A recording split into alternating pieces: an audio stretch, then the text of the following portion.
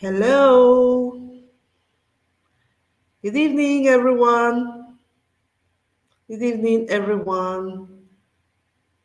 Hello, hello, hello, hello. This is Global Opportunities for. Wow. Good evening. Good evening, Amelia Jennifer Ofodu. Thank you for being the first person to chat on this platform. You're welcome once again. Happy New Year. Happy 2024, everyone. My name is Ejiro Ogene Majon, and we're here to talk about opportunities surrounding us that we can take hold of and be part of. And today's webinar is going to be very, very interactive, going to be very interesting, inspiring, and motivating for every one of us to begin to take action starting from now. So if you're seeing me and you can hear me live, please could you go to the chat section and say a hi or a good evening or just tell me you're here so that I can recognize you. Thank you. Thank you for coming. Thank you for showing up. I'm so excited. I'm so um, honored to see you on this webinar. In fact, I'm excited to share my knowledge with you. If you can hear me, please could you just type a hi on the comment section? Thank you. Ima's Edu Hub. Good evening. Good evening, Dr. Fomzi, Dr. Esther Fomzi. Thank you for coming. It's so great to see you. Thank you so much. Thank you so, so much. Please do us a favor and share this link. I can hear you too. Thank you. Thank you so much. Do us a favor and share this link to everyone you know because it's going to be beneficial for every single person that is connected. It's going to be beneficial for every single one that's connected. Thank you for coming. Thank you for coming.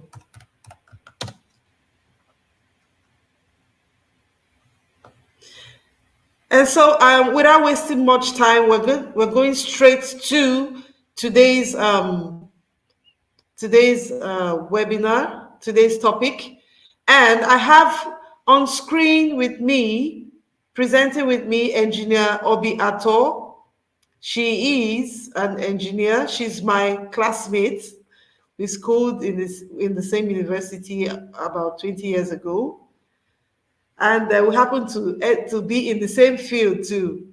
We both dived into education, so we decided to team up to uh, make this a reality, make to impact our knowledge to every other person, to add value to other educators around us. So she's a specialist in cybersecurity, and she's here to bring us into the world of cybersecurity as educators and make us understand why we as educators need cybersecurity as part of our knowledge and part of our skill as educators.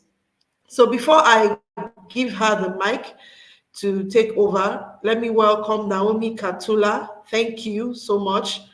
I want to also welcome Samurai. Thank you for coming. Brian, thank you. Thank you so much. I'm so happy to have you all here. Thank you so, so, so much.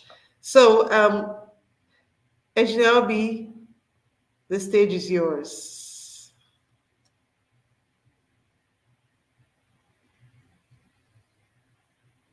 You can unmute your mic, please. Okay, thank you, Engineer Jiro. Good evening, everyone, and welcome again to another session with you. It's the global opportunities for 21st century educators, as educators, and also cybersecurity security experts would like to bring to you information about cybersecurity and educate you more on that to empower you in this 21st century. As she mentioned, I am engineer Obi Atoh. I'm teaching, I'm an educator, and I'm also in the tech field. And we've been doing this for over 15 years. And so we bring to you our wealth of knowledge and experience so that together we would all share the knowledge on what we know. Today we'll just be doing an introduction to cyber security, um, putting the educator in the focus. When you hear about cybersecurity, I'm sure most educators feel it's none of their business, and it's not. It's for the science students, it's for the engineers, but I want to let you know that it's for everyone, as long as you're using a device. This information is necessary for you. So sit back, get your writing materials, and get ready to learn something at the end of today. Cybersecurity is a very new course, a very, very new course. Um, New in the sense that in the last 10, 15 years, it was not making the rounds. But in recent time, because of the necessity, it developed into a full-blown course and a full-blown skill for a full-blown skill and a course as well being offered by students in the university. Despite the fact that it is a course on its own, it is necessary for us to understand some of the skills to keep us protected as educators. Some time ago, we had a webinar for educators on this platform, and we talked about the 21st century bringing cybersecurity into the classroom, into for the educators as well. We looked at the different skill sets. We looked at the opportunities for educators who have these skills or who have a knowledge in cybersecurity, and it's really really enormous. You could go to you could look it up through the links. I'm sure Engineer Jiro will share the links or the previous webinar so that you could do a refresher on that. Today, we'll just be looking at the introduction to cybersecurity. Basically, well, we've heard so much about cybersecurity, cybersecurity, cybersecurity. What is this cybersecurity? Why is the interest, or why are we as educators interested in it? I'm teaching arts for goodness sake. I'm teaching home economics for goodness sake. Why do I need to know about cybersecurity? Okay, cybersecurity is basically a body, is a process, the process and practices designed for us to protect our systems, to protect the network, to protect our programs from digital attacks, not just digital attacks, damage or unauthorized access. That is the description of cybersecurity. Is basically everything that is around us protecting our information, okay, protecting our network. Everything around protecting our network is about in the cyberspace is cybersecurity. What then is cyber? Okay, cyber has to do with securing the cyberspace. The cyberspace is more like a network of computers, different computers connected together, and we're trying to protect the information there when it's moving from one user to another person, another user.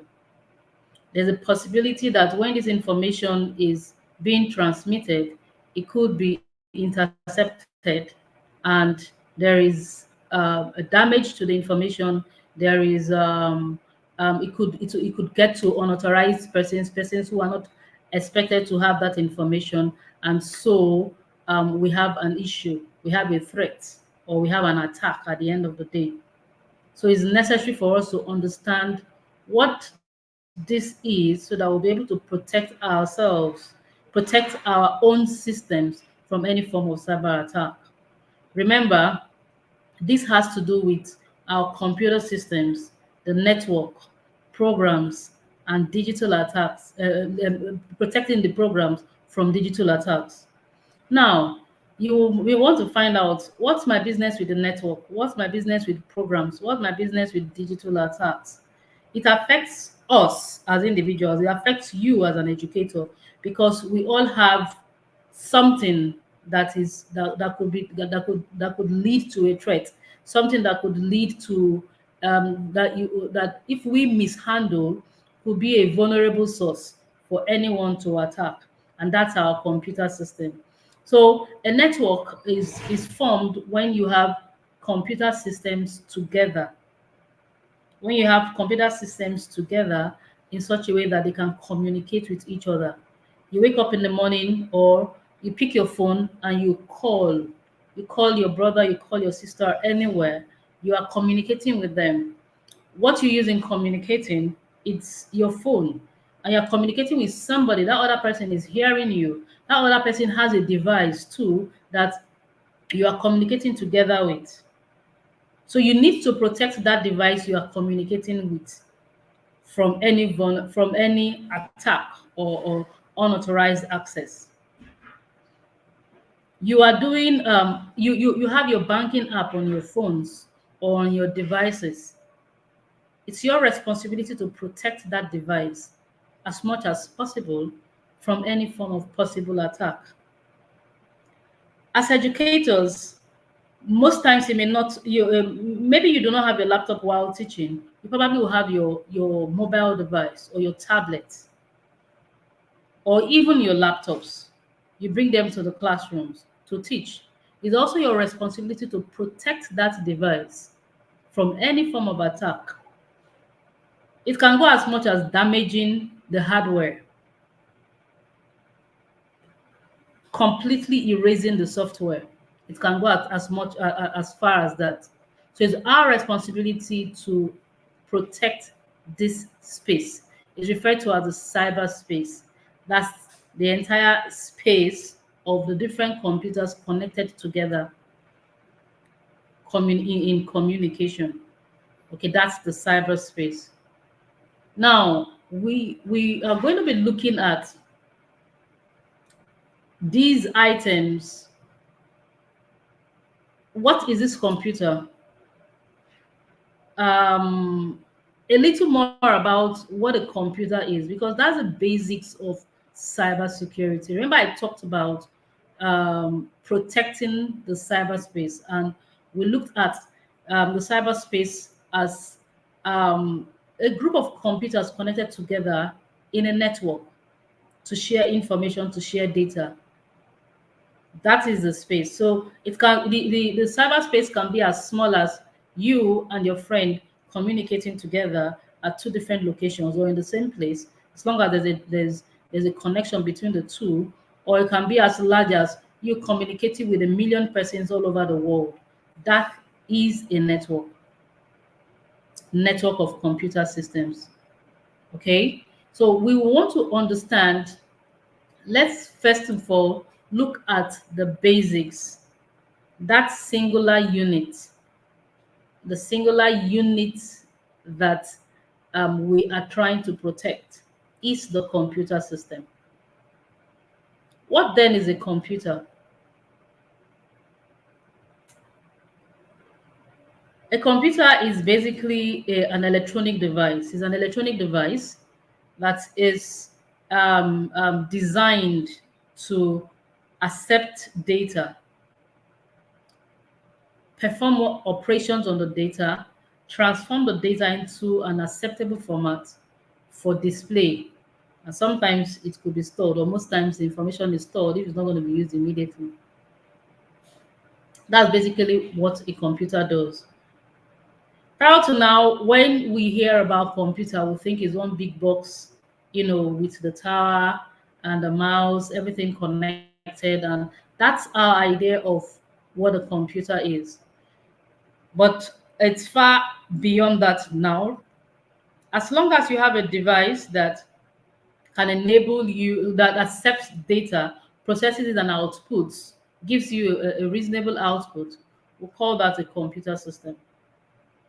A typical example, which most people do not regard as a computer, is your mobile phone.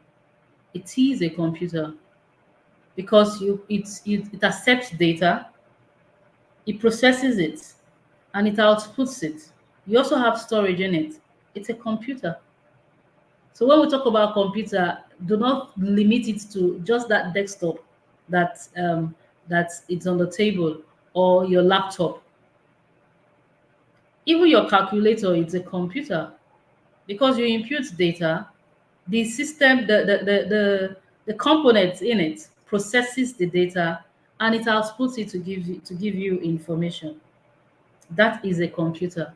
So you have other examples, just as you're seeing on the screen there. You have the wristwatches, the smartwatches, you have the printers, you have projectors, you have the laptops. All these are different examples of a computer system. So it's necessary for us to understand how these can become a threat to us. But let us understand how it works, what it is all about. Let us have a basic understanding of what a computer basically is. Then we can now progress to the next level. Basically, a computer, the components of a computer system the computer consists of the hardware and the software.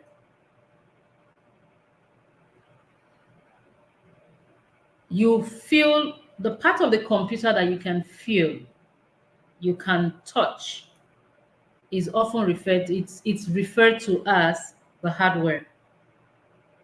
The part of the computer that you can actually touch. You have your laptop. I have a laptop right in front of me.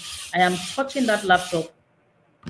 I can touch the mouse just like it. This is it. Okay, I can actually feel this. I can touch it. Okay, basically, it is referred to as the hardware. So the computer system consists of the hardware, the software. Okay, the software is divided into the system software and the application software. So we'll look at this very, very briefly. So you have an understanding, a basic understanding of this, and so you can relate it to protecting the system. Okay. Now, what is the computer hardware? Like I said earlier, Like I said earlier, the computer hardware refers to the physical components of a computer. I I described it in a way that um, anyone can understand. As educators, I understand the fact that we all have different disciplines. Some people are arts inclined, some persons are science inclined. Okay, so I try as much as possible to bring it down to the level where everyone can understand. Now, I initially said that the part of the computer system that you can feel, okay, or the physical components of the computer system is referred to as the hardware. Going further, most of the components that you can't even see are also referred to as the hardware because when you open up the computer system, the internal components, we also have components there that can be touched. Okay, that is the hardware. So if you look at if you look at the diagram here, you see the chips, the RAM, those green stuffs here that you are seeing. They're actually the internal components of a computer. As long as these are physical components. However, they are embedded inside of the computers. They're also referred to as the hardware. So basically, the hardware refers to the physical components of a computer system. Remember, we're talking about computers. I remember I said earlier that computers are the units. It's a unit of it's a basic unit that is a basics, and is a unit we need to understand more about cybersecurity, because everything about cybersecurity has to do with computers of all forms. So it's necessary for us to have a basic understanding of this computer. We talked about the computer as something, as a device that has electronic device that can process, that inputs, process, stores, and outputs data. Okay. Now we're looking at the different components of a computer. We've talked about the hardware, and now we're going to look at the second component of a computer, which is the software. Now, the software is, I wouldn't want to say the software is what you cannot see and what you cannot touch. I know some persons have that definition, but the software is generally used to describe programs that control the computer system. Okay, the software is a term used for the programs that control the computer system and process data. Okay, that's what the software does. It controls the computer system. Basically, that's what the software actually does. Okay, are you with me? Okay, great. Now, the software is divided into two parts. We have the system software and we have the application software. I'll start with the application software.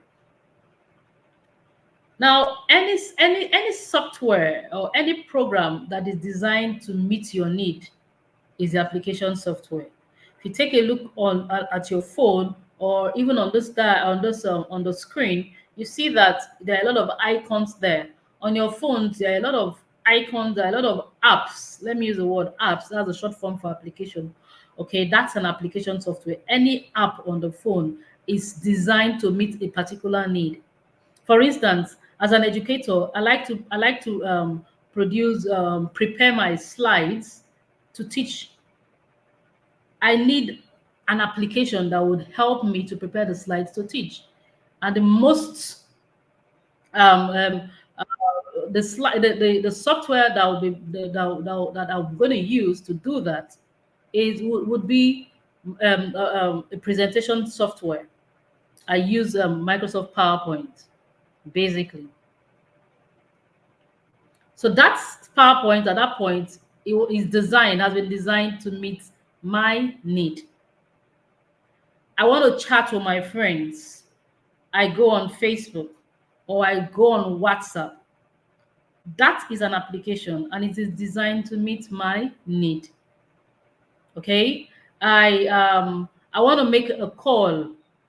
I want to make an internet call. I want to make a call to a friend or a brother or a sister in the US or in the UK. Of course, I'm not going to use the normal calls. I like to do voice over IP take do over voice over IP calls. Yes, I would like to do WhatsApp calls, or I'll probably want to call on Instagram or something.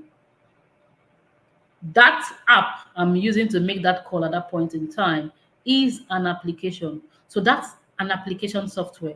An application software is a program that is designed to meet your needs when you're using the computer. Microsoft Word, I want to type a document, application software. That's an application software. Okay. So I hope you're following up to this point. So anything, just put on your phones, and you see there are a lot of apps on the phone. As long as that app is on the phone and is designed to meet a particular need. Oh, I want to check my email, and I have to open up the email. That app there is an application software. The next type of software is the system software. Now, the system software is also a very important component of the computer system, as it is a set of programs that is designed to manage the system's resources. That's basically what the system software is. I have this system, for instance, and I need to power on the system. There is a software in there that if that software is not installed on the system, I will not be, the system will never come on. I'll give you a typical example that everyone can relate to. Okay. Now you put on your laptop and the first thing you see is Windows. Okay, that Windows icon or that Windows software loading is the operating system that is an operating system. It is a system software. You have your systems running, and there's need for you to um, um, use an antivirus on the system. There is need for you to clean up the system using a particular tool. That tool that you use to clean the system is a system software. Example, the antivirus is a typical example of a system software. I'm trying to limit going very I'm trying to limit the terms because we are all educators and I understand that we have different disciplines.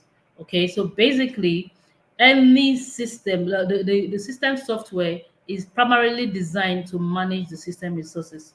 We have things called disk defragmenter, things that you can use to clean up the system, make sure that the system is working in order, make sure that other systems, other resources on the system are working perfectly in order. That's what the system software does. Okay. Now that we've understood the components of of the computer, we've looked at the hardware. We've also looked at the software. I've looked at the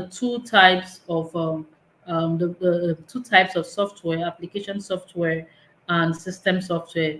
At least you would know now that those apps that you use to work is a type of software, and you can actually relate this to what you do.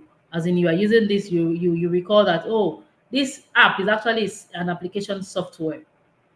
Okay. Now we have the functional units of a computer. The functional units of a computer. The first is the input unit. Okay.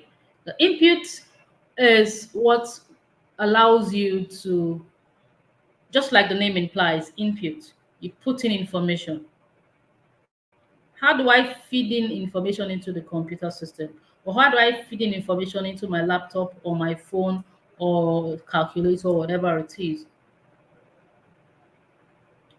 One way I can do that is by using my keyboard. That's the most common input device. I type into the keyboard and I'm imputing information into the computer system.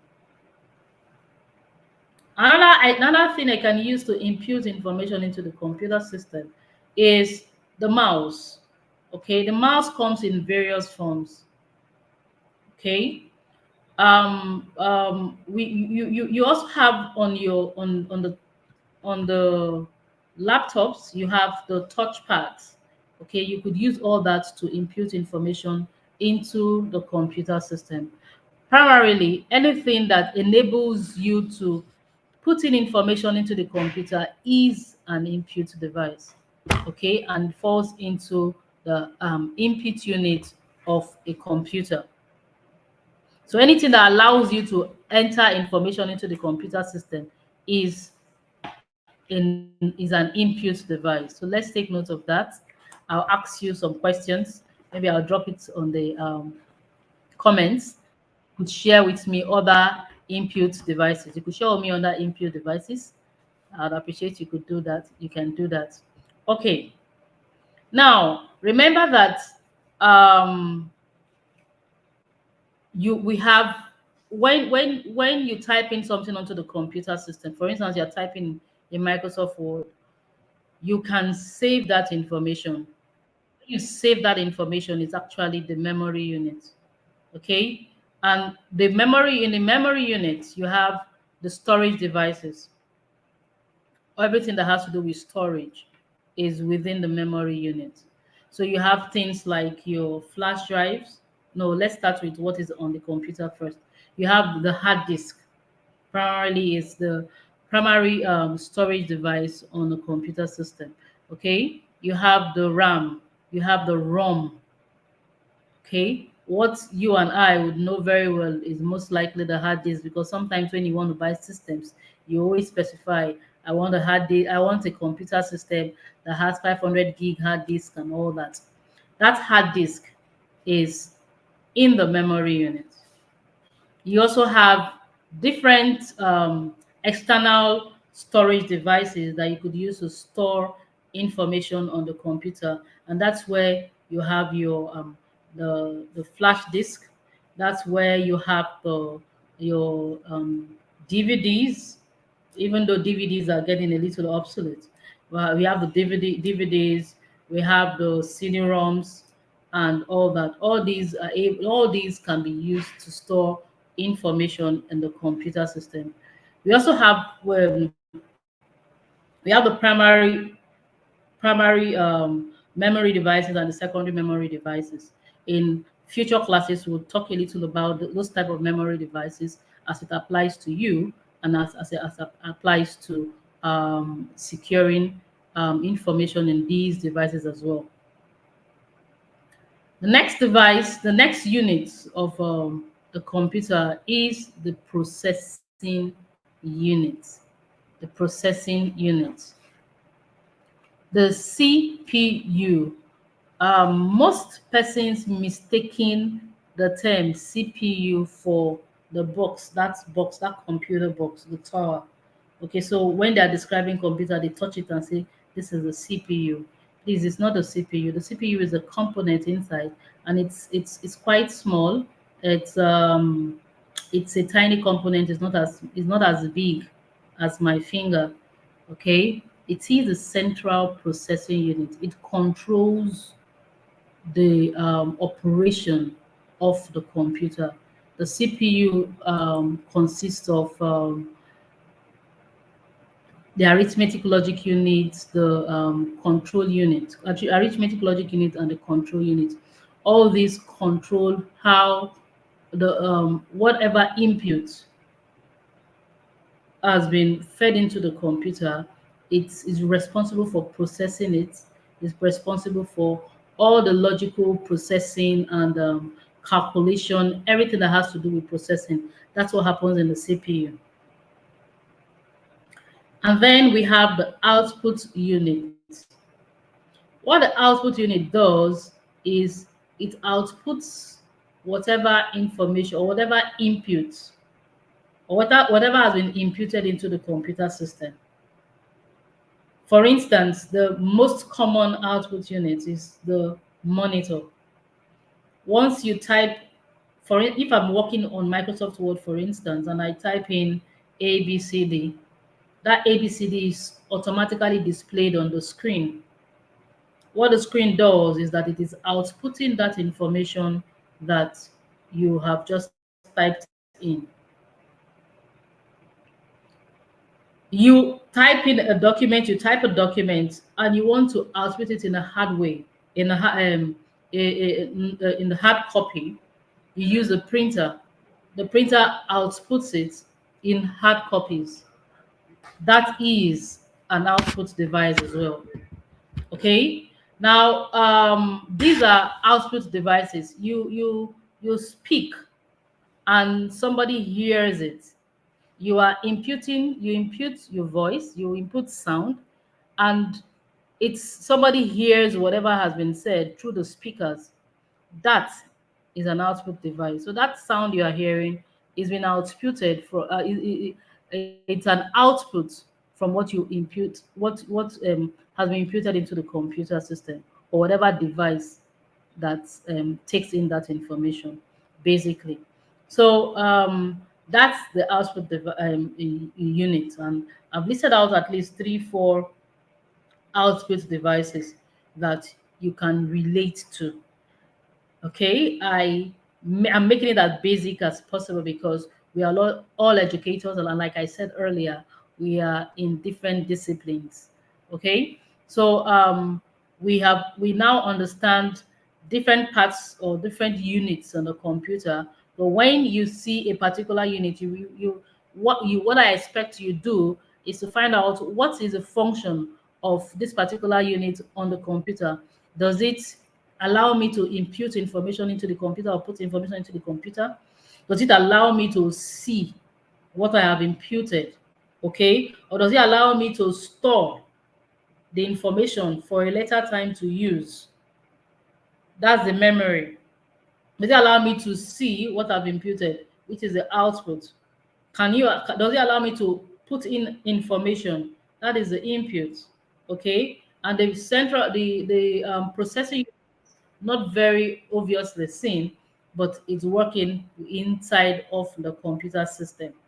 So these are the functional units of the computer, and we have listed different parts, different examples of these functional units of a computer. In a nutshell, we have looked at we have looked at some basics about the computer.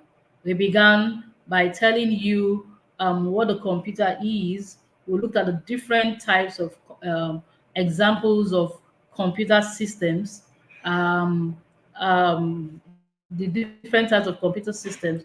We looked at the components of a computer system. Remember, I talked about the hardware, we talked about the software.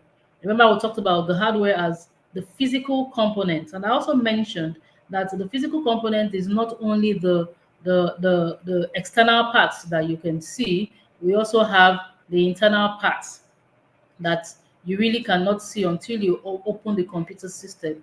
That is also the hardware of a computer system. And the software, which are programs that controls how the computer system operates.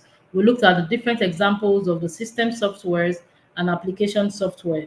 Okay, seeing that the application software, that all those apps on your computers or your phones that you use day by day. And we have looked at the units, the different units of a computer, the input unit, the memory unit, the processing, the central processing unit, the output unit. So this is a basic knowledge of the computer. Okay. We have looked at, we are taking our time to look at these units, which is a part of cybersecurity. Remember, the definition of cybersecurity has to do with protecting the cyberspace. I remember I talked about cyberspace as having these computers connected together in a network in such a way that they can share information. As long as I can share information with you, and if that information is valuable, that information is subject to threat, that information is subject to any form of attack. So it's our responsibility to understand these units so that we can progress to understanding how to protect this particular unit, which we have just discussed about, which is the computer system. So we can progress to understanding, or we can progress to knowing how to protect this singular unit from being attacked. So remember that this unit is it's part of an entire network. So if you cannot protect this singular unit, which is a computer system, then we'll have an issue. We're going to have a lot of attacks from the um, the cyber attackers. Okay, so today, as educators, it is necessary for us to understand that, and that's why we have begun these training sessions for you. Okay, and we cannot delve into it without us understanding the units, the basic units of cybersecurity, which is our computers. So I believe that we have learned one or two about our computer system, and going forward, we'll learn a little more on networks so that we'll be able to know how to protect this network from any form of threats. Thank you very much. If you have any questions, we are open to answering the question. I hope you have learned one or two today about your computer. Thank you very much. Wow, wow, wow. That was so interactive and so informative, engaging. I learned so much. Actually, I even refreshed my memory. Thank you so much, engineer. This was very interesting. I know we had a lot of questions because we actually had to go to the basics, the very basics. You know, she wanted, Engineer Obi wanted to go straight to cybersecurity teaching, but I was like, let's start from the very basics because we have people that need to know what this is. We have educators here on ground that need to know what these systems are, what they entail before we now move on to the more developed part. So I also promised every one of us that I was going to talk to us about uh, one of my trainings, which is the online platforms and apps that educators can explore, especially in Nigeria, to teach and earn. And this is part of the global opportunities for the 21st century educators. My name is Ejiro John, and I'm an engineer in the education sector. So I have been talking to us about opportunities that we as educators can explore because these opportunities have existed for years. They are available, they are online, they are free. And I don't think there's any reason for any educator or anyone to complain that they are not getting value or they are not earning with their skill, with the wealth of knowledge that they have. So this initiative is exposing these opportunities. There are so many. I'm just scratching the surface, actually. That's the truth. There are so many opportunities. In fact, I've not even gone into job opportunities for educators. I've not gone into scholarship opportunities. I've not gone into opportunities to emigrate to other parts of the world. I've not gone into so many. I just scratched the beginning part, which is making use of online platforms to upscale, to get visibility, to get your voice heard. So at this point, before I continue with this presentation, I would like you to share this link with your friends before we move on, because a lot of people do not know what is happening. You know, I have actually been benefiting from this for the past 3 years. So at a point, I felt that it's not good enough for me to just uh, eat alone. Like they say, if you eat alone, you die alone. So I believe that I should spread this information out to everyone. I believe that we can come together as educators and make things happen for ourselves. We can replicate what is happening in other parts of the world, how people are exploring these opportunities. There are so many opportunities. Do you know that there are opportunities like abroad? There are people that write, do assignments for people. There are people that do what's the word? Private tutoring online. There are people that sell their courses online. There are people that there are so many things you can do online as an educator.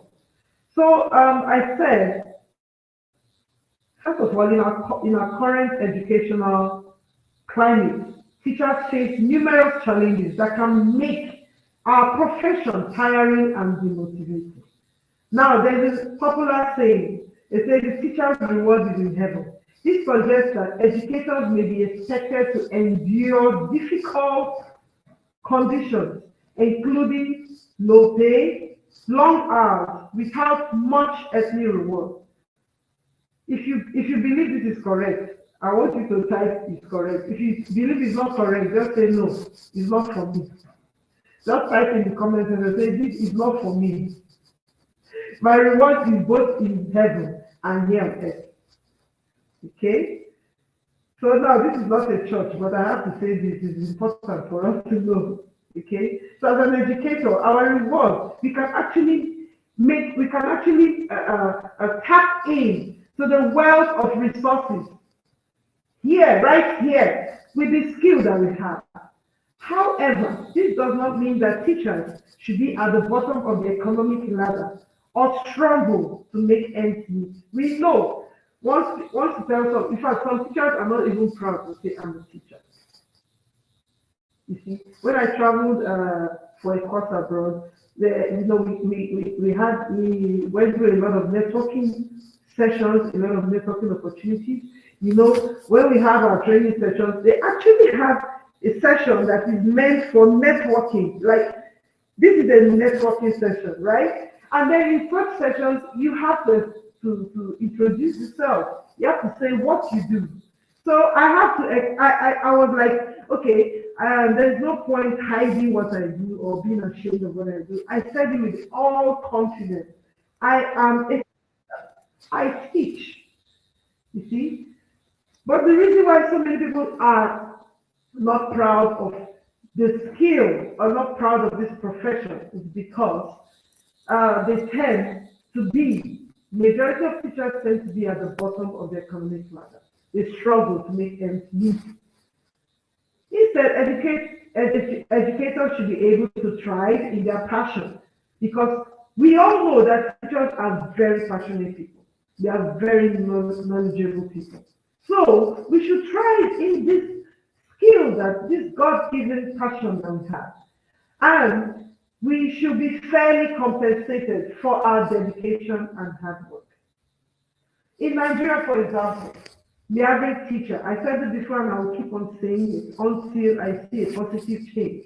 The average teacher earns less than $50 per month. The average teacher. What do I mean by average? I mean, you have some teachers that will be earning 6 million a month. It's possible. You have some teachers that earn 10,000 naira or $10 a month. It's that bad. So the average is $50 per month.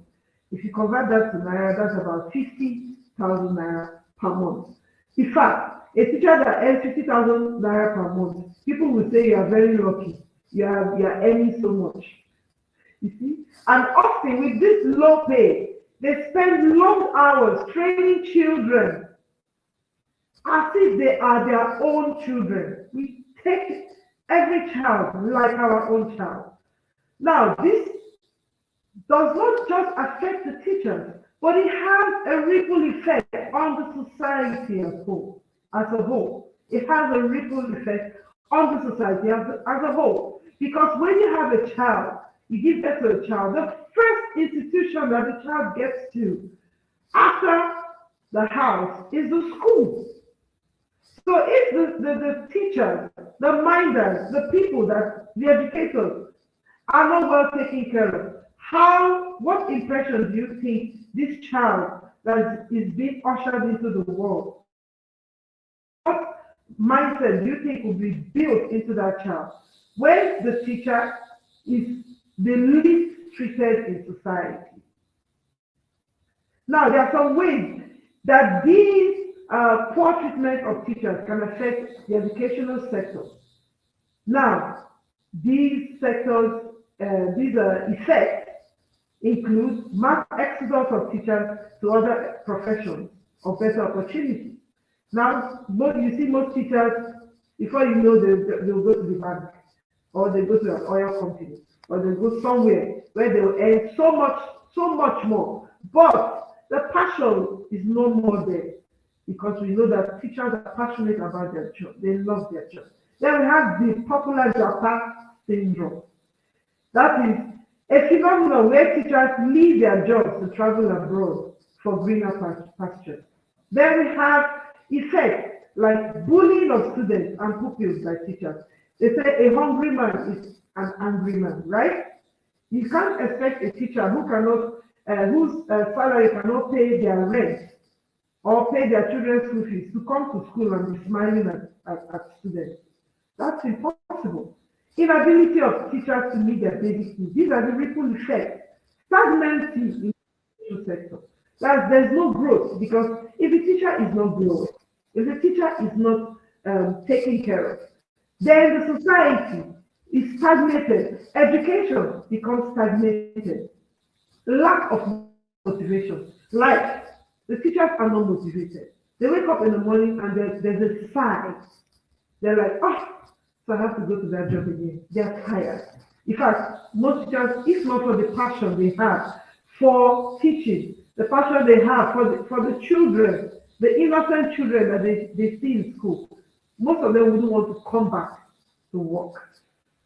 You see? So we have corrupt, also it gives rise to corruption in the education system. I don't think any teacher came to school to be corrupt or came to school to do anything wrong. But because they need to struggle to make ends meet, then corruption, temptation starts coming in. That's where you see exam malpractice, poor academic performance of students, loss of focus among teachers. You see a teacher trying to do other businesses because they need to make ends meet. Before you know, a teacher is going out to the market to have a shop in the market to sell tomato and pepper because his salary cannot, it's not enough for him. So he needs to do something extra, right? So there's a lot of focus among teachers. And then exploitation of students financially. These are the negative effects of the poor welfare of teachers. So it's difficult. You can't blame the teachers who are forced to abandon their passion for teaching due to the challenges they are facing. But the good news is you can upskill as an educator. You can upskill. You can earn more. How can you do that? By going online. Online is an open check. I call it an open check for every educator. You can gain visibility. You can get a voice. You can be heard online. The benefit of going online, it saves time. It saves time. If you have to go physically, you need to pay transportation, right? And it takes you time to transport yourself from one place to the other. But online, there's no time whatsoever. I'm talking to some people, I think I may be even talking to some people in another part of the world. I didn't have to fly to where they are to speak to them today. Okay, so it's saving me time. It provides a means for educators to focus on their skills. It gives them opportunity to earn extra income. It gives them opportunity to network with their peers. It gives them opportunity to meet people who are above them and also to meet people who are their subordinates. It makes them to improve their ability. I must tell you that I have been greatly improved ever since I began to explore and take advantage of of the online space. I have really greatly improved because if I have to teach my skill online, I have to go back home and do my homework and make sure that what I am teaching is actually the right thing before I put it out there. All right. So as a result of that, I'm getting improved in my ability. We experience personal satisfaction, and then you can maintain your integrity. You do not need to compromise. You do not need to be corrupt. Okay, because it's an opportunity for you to already earn and to gain visibility. There are so many more benefits. It's a safer environment. No, you can't get kidnapped when you're online. When you're in the safety of your room, you can't get kidnapped. Although, like what my colleague, Engineer Obi, had just said, she talked about security, securing your online space. Okay? That aside, physically, it's a safer environment. It's effective, it's affordable, it's acceptable. Okay? Anybody can go online. Anybody can benefit from the learning environment that will benefit both teachers and students alike. An educator can learn how to take their subjects online, where they can access millions of ready students who can pay for their services, and both parties benefit. Now, in my previous webinars, I explained how an educator can start teaching online and the software, equipment, and tools they may need for the successful execution of their online enterprise. I have, if you go through the channel, the videos, you will see the past webinars we held on how to get the equipment you need, the tools you need, the softwares you need to go online. You can decide to do it as a part-time business, and you could also decide to go into it full-time, using as many millions wealth of resources available online. After you've prepared yourself effectively as an educator and you are online ready, then you need to join platforms. Now, what do I mean by platforms? Platforms, not for everybody actually, but there are platforms that you can teach subjects, your subject, or whatever skill you have at your fingertips. Okay, there are platforms available for you to be able to teach those things. One major challenge is we face in this platform is mode of payment. You know, some freelancing platforms are restricted from use for Nigerians. For instance, Fiverr. Okay, let me not say Fiverr. Fiverr is not restricted from for Nigerians or Africans. It's actually PayPal, the mode of payment. Okay, so when you get a client on Fiverr, they can't pay you because you don't have a PayPal account or a need of being paid by somebody that is staying outside the country. Okay, so the reason why Nigeria was restricted is because been a lot of criminal online activities. So PayPal has restricted Nigeria from receiving funds from abroad. So because of that, I think this issue is a going concern. We're still seeking out ways to solve this particular problem, but we can still scale these hurdles. Okay, the challenges of going online as an educator. You see, however, there are some platforms designed for Nigerian educators to take our skills globally. These platforms provide an opportunity for educators to reach a wider audience and share their knowledge and expertise with students from all over the world. By leveraging this platform, educators can earn a decent income, improve their skills, and build a reputation as experts in their field. Okay, so I'm going to share with us some platforms online. Okay, yeah, I am actually signed up with some of them. The truth is that if you sign up on all of them, you might not be able to even cope. Okay, so imagine unless you're going full time into teaching online. Okay, like me, for instance, I think the most time I can give in a week for online teaching is 6 hours or 8 hours. Okay, so and probably I can give like one student 2 hours a week, depending on the need of that student. So if you sign up on all the platforms and you have 10 students, you may not be able to cope with that number of students, okay, unless you're going full time. So there's a platform, Tutor.ng, okay. So if you type mytutor.ng.com, you'll see the platform. So you can sign up on that platform and follow the instructions. Okay. So make sure to find out if it is suitable for you. Some of them are not suitable. Some of them require you to record your lessons online and upload. Some of them have strict, strict checks, while some just link you up with the client, some ask you to pay to register. So there are so many platforms and different different um, prerequisites to become part of those platforms. Then we have prepclass. Prepclass, if you type prepclass.com.ng, you can go on that website. So this platform allows educators to sell online courses to students in Nigeria. Okay.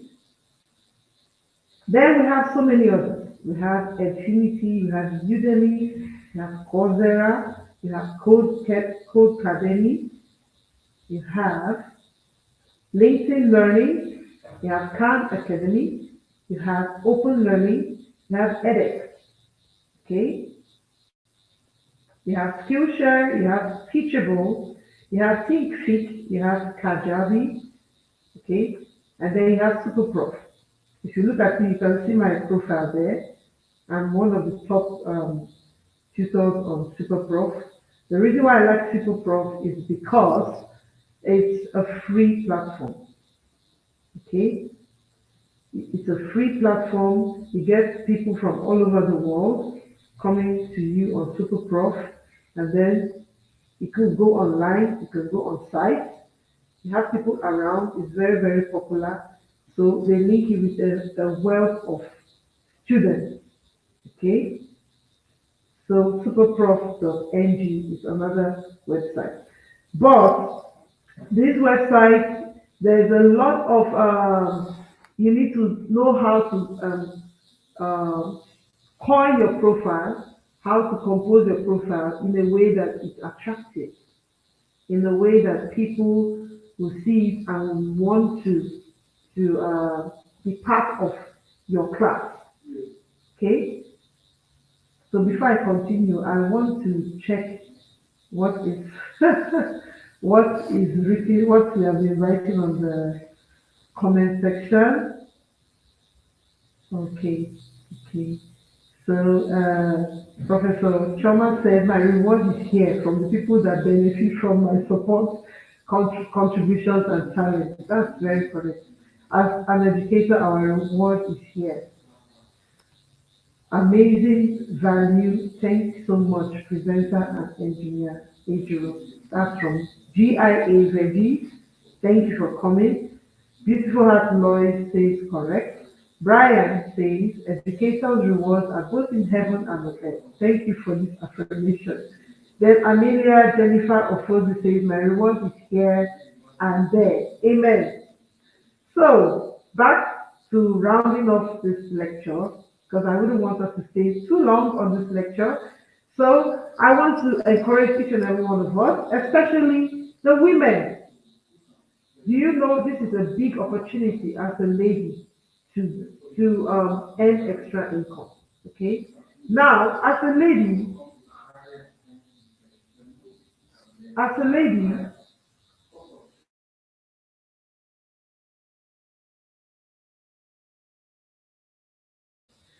okay, so sorry for that breaking transition. As a lady, I found out that most parents and students online want a female teacher. They need a female teacher. Okay, you know, some parents may have concerns that they feel safer with a female teacher teaching their female children or even their male children, while some also like a male teacher. Okay, so if you are a female teacher and you're online, you have a higher possibility of getting clients. As much, in fact, it is highly competitive. There is no issue of you're marginalized. No, you're not going to be marginalized. As a female, if you go online, you have a higher chance of having clients online. The only thing is that you need to build your profile to be very attractive to your clients, and then you need to go back and improve your abilities, improve your knowledge, so that when you're teaching online, there is no doubt that you're good at what you do. Okay. So before joining any platform, we're rounding off. I'm rounding off. It's advisable for educators to review the terms, conditions, and payment structures to ensure they align with their preferences and goals. It's important to research each platform, understand their features and pricing, and choose the one that best aligns with your goals and interests. Now, these are just a few examples of many platforms and apps available to educators in Nigeria. Okay, so go on board, come on board, be visible, let your voice be heard, align your goals, choose and research one or more of these sites, evaluate, review their features, okay, so that as educators, we can harness the power of digital platforms to create impactful and global learning experience, and more importantly, earn more. Now, the idea of this part of the initiative is we are also creating a platform. We are always creating a platform. Sorry, Francis Emoji says the screen is not always clear. I don't know if it's my network. Okay, if you look at the screen of your YouTube, you check I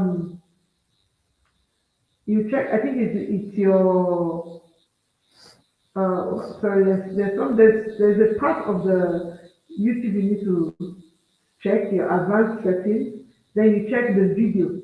The video, sorry, there's something you have to click. Maybe the size of the video is lower.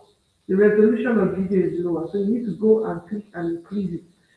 But if you increase the resolution just so that it's going to take more data from you, okay?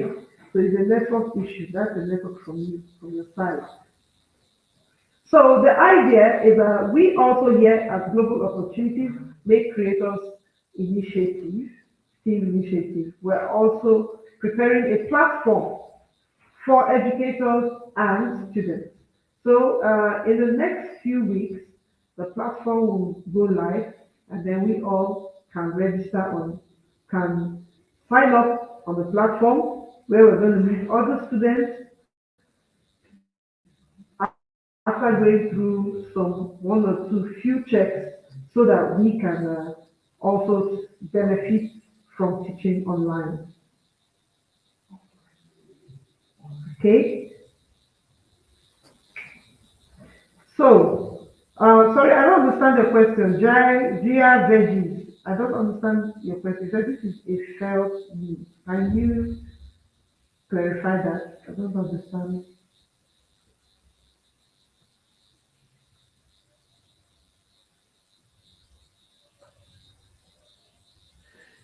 Okay,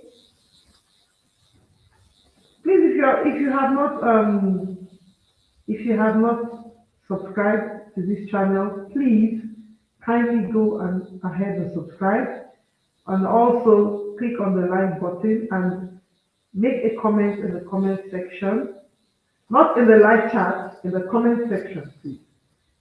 Make a comment in the comment section, and if you have a question, please quickly ask a question. In the next 10 minutes, we'll be out of this webinar.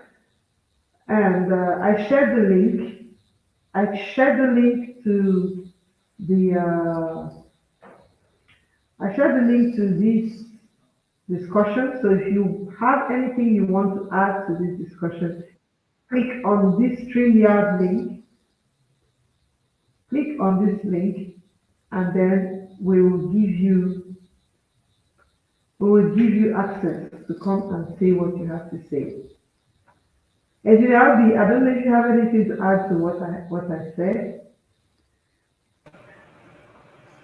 Thank you very much, Engineer Jiro, and thank you for enlightening the enlightenment. I believe everyone will take advantage of the sites that has been provided and upskill yourselves. Okay. I was just looking through the chat session and I saw that there was a question.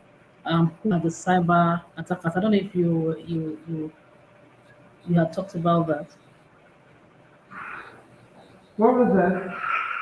Okay. So, Beautiful Heart wants to know who the cyber attackers are. Basically, they are the criminals, the cyber criminals. They're not different from the people that come to rob us. They are, but these cyber criminals are their major interest is that they look out for vulnerabilities to exploit. That's they try to exploit any form of vulnerability so that they can attack your computer system, the network, or get information that is not important for them. So basically, that's who a cyber attacker is, or a cyber criminal. That's for beautiful heart. I hope you have been answered. So, in a nutshell, this session is for you to have a better understanding on on how to protect your system and how to empower yourself as an educator. Basically, that's what we have done today. So I hope that you take a little of this and put into practice. In our next um, session, we want to get feedback from you, from visiting these sites and how it has impacted in your career, so to speak. So we want to get feedback from you on these sites. Please take note of that so that it spurs us to bring out more for you. That's basically it. Our dream is to put us all on that level as 21st century educators. We're no longer the normal, um, you know, blackboard teachers. We are global tutors, and so we need to align ourselves as such. Okay, so I'm looking forward to seeing you in our Exactly. next. Subscribe to the channel Okay, and yeah, Engineer Obi, can you give us your YouTube channel? Engineer Obi, she's in line with what we have been teaching and learning. She has also set up her own YouTube channel. Can we clap for her for that? Okay, so please, what's your yeah. YouTube channel name so that they can follow it? Can you type it on the comment? Okay, Can you sure, I'll type it? do that. Okay. Or Yeah, you have the link. If you have the link, you can just okay. paste it on Just the. I'll share the link. Okay, then you can also paste it on the comment. You know the live chat is different from the comment. You understand? Sure. So you can Yeah, paste it here, paste it on the comment, and please everyone go ahead and subscribe to our channel. Then subsequently, as we go on in this initiative, when you create your channel, we will share your channel for everyone to follow. So we are not just bringing value to you, we are also supporting one another as educators. So if there is no other question, I would like to call it a day. I would like to say um, we have come to the end of this webinar, and it was really exciting and informative for me and for everyone here.